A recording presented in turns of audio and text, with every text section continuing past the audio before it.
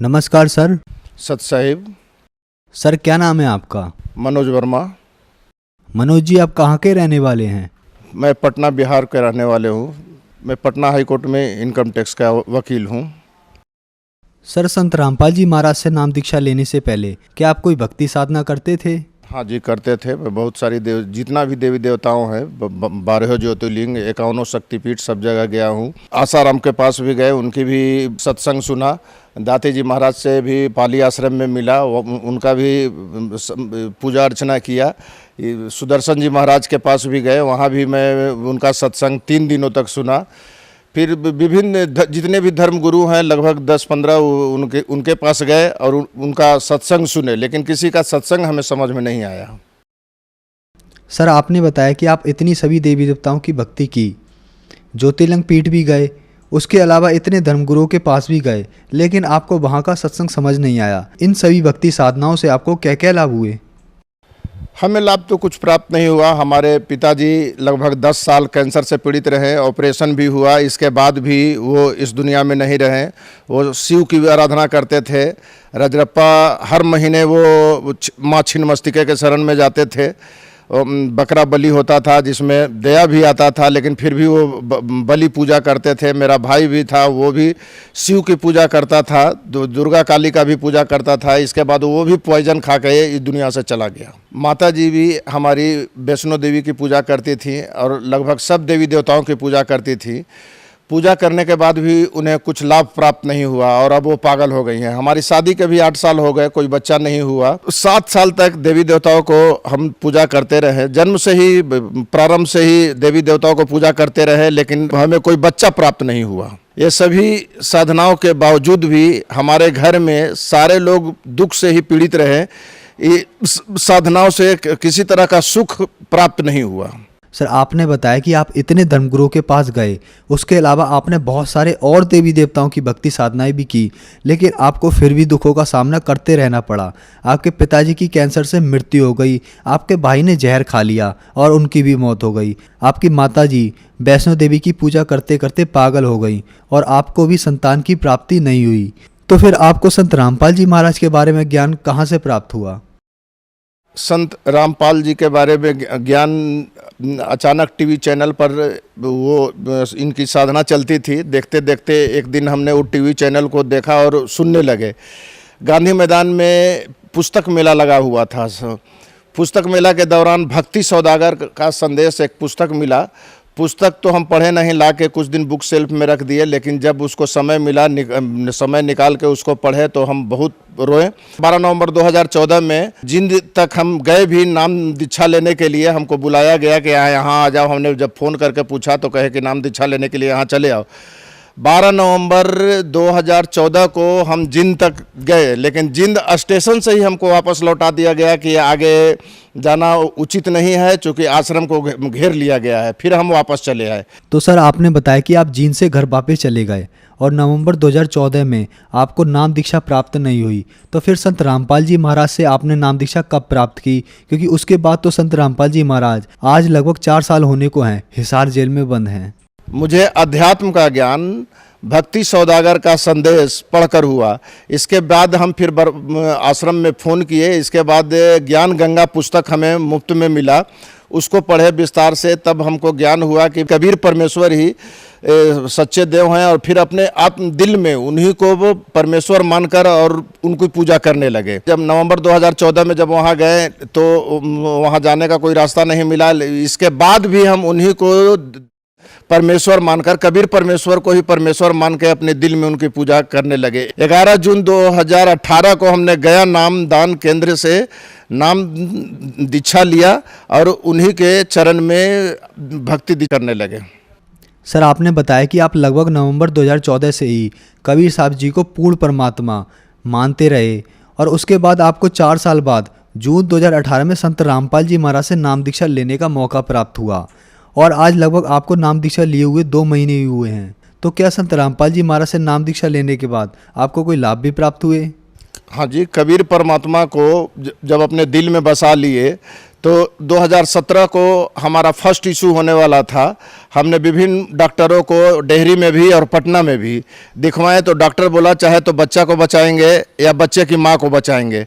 फिर हमने, हमारी पत्नी दुर्गा की पूजा करती थी, उपासना करती थी, वो बोली कि अब जो भी हो परमात्मा अगर चाहेंगे तो नॉर्मल डिलीवरी अगर घर में हो जाएगा तो हम लोग नाम दीक्षा ले लेंगे। घर में ही बच्चा नॉर्मल डिलीवरी हुआ।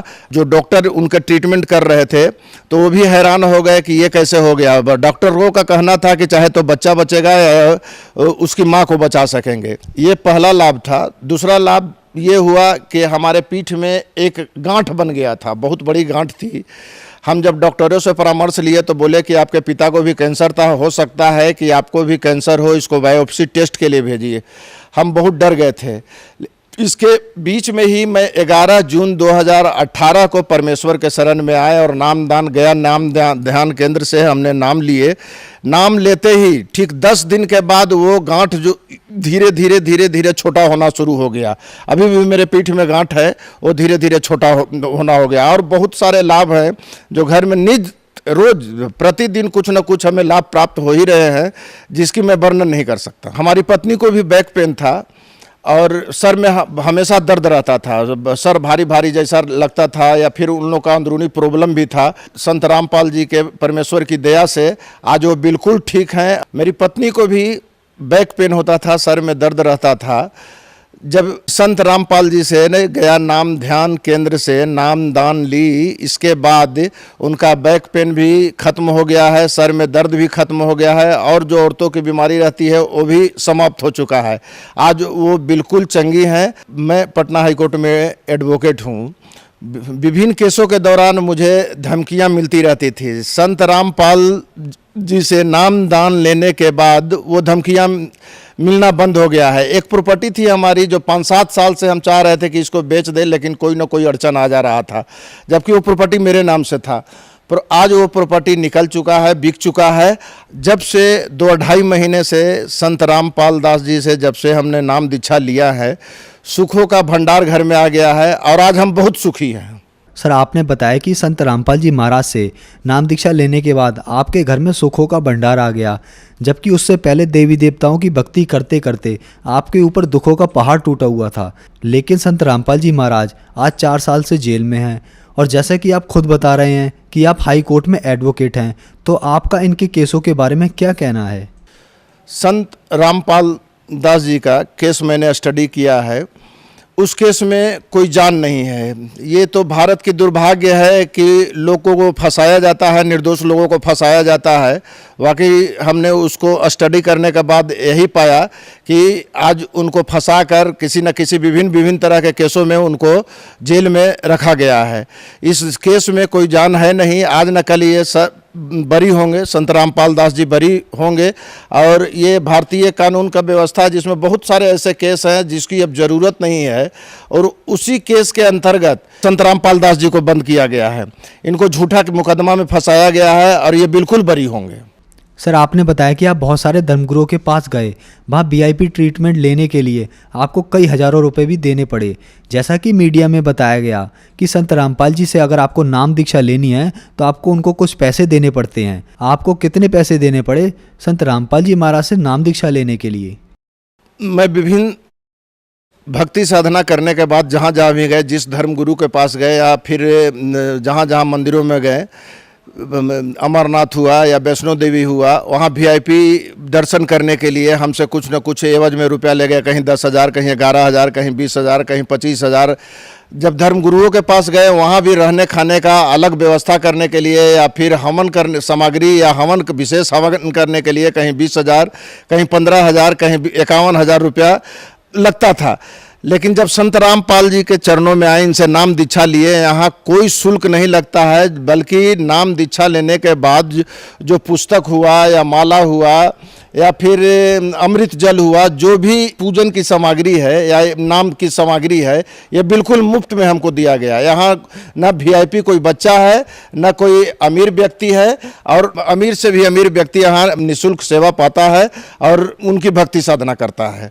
ये बिल्कुल पूरी मीडिया वाले को झूठ की बात है, अफवाह है, जो कहते हैं कि इनकी नाम दीक्षा लेने के लिए पैसा लगता है। इसमें कहीं कोई पैसा नहीं और कोई शुल्क नहीं देना पड़ता है। सर, आपने बताया कि संत रामपाल जी महाराज से नाम दीक्षा लेने के लिए आपको कोई शुल्क नहीं देना पड़ा, और संत रामपाल जी महाराज से नाम दीक्षा लिए हुए आपको 2 ही महीने हुए हैं और आपको सुखों का भंडार मिल गया। तो जो समाज आज आपको देख रहा है, आपको सुन रहा है, आप उन्हें क्या संदेश देना चाहेंगे? विभिन्न चैनलों पर संत रामपाल दास जी का इनका सत्संग आता है। आप इस सत्संग को सुनिए। सत्संग सुनने के बाद आप इसमें निर्णय लीजिए। और विभिन्न बिहार में भी या कई एक जगह पर नाम दान ध्यान केंद्र पर खुले हुए हैं। आप इन नाम ध्यान केंद्र पर जाकर नाम दान लीजिए और अपना भक्ति और आत्म कल्याण कराइए। धन्यवाद सर। सत साहिब।